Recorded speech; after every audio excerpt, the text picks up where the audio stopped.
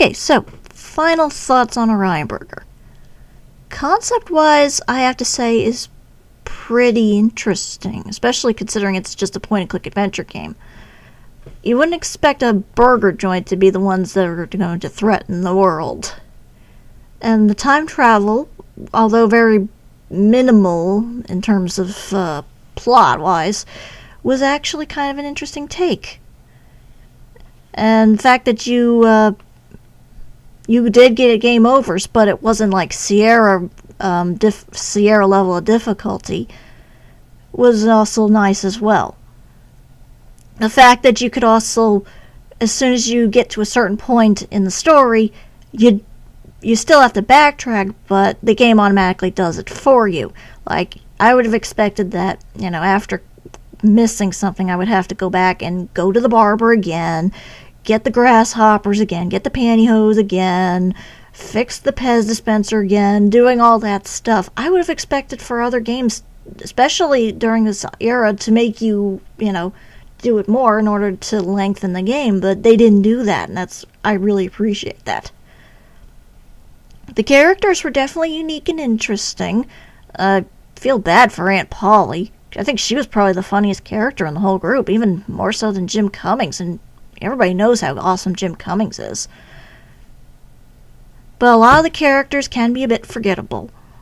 Some of the voice acting, like for Astro and Wilbur, I'm kind of iffy on.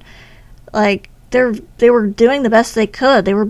They're good voice actors. I mean, they've been in other things, but I think their voice for those particular characters, I don't think I would have pictured. Particularly Wilbur. His voice was very grating after a while, especially considering you had to deal with him through the entire game.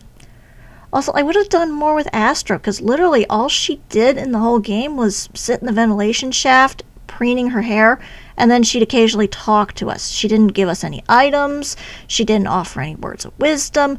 The only bit of use that we got out of her was that her mirror helped us essentially break her out of the freezer. And then she rallied a group against us at the very end, against Jim Cummings at the very end. But for the most part, she wasn't needed. Like, you really could have just replaced her with, like, a tiny little alien or something. She was not needed in the story at all. But I guess I don't know why they put her in there other than for a short little thing. The dialogue was rather humorous at times. It definitely wasn't like Grim Fandango or Monkey Island level, but it was still entertaining.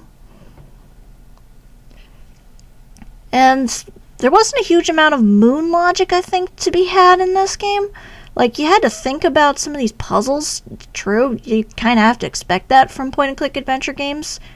But I don't think they were as bad as I would have expected. Like, fixing the Pez dispenser with the spring you got from the mouse trap. It might be a little bit absurd, but it kind of seemed to make sense in a small, twisted way. And really, if you did, I probably missed a bunch of dialogue, but there were points where you could talk to people and you would get information on what you need, like, the stuff about truffles. If you hadn't talked to the mayor, you wouldn't have known that, but you probably would have thought about it as in advance and said, like, well, maybe she'll like this burger. But little things like that, you could still figure stuff out even if you didn't talk to people. So that's a good thing to have.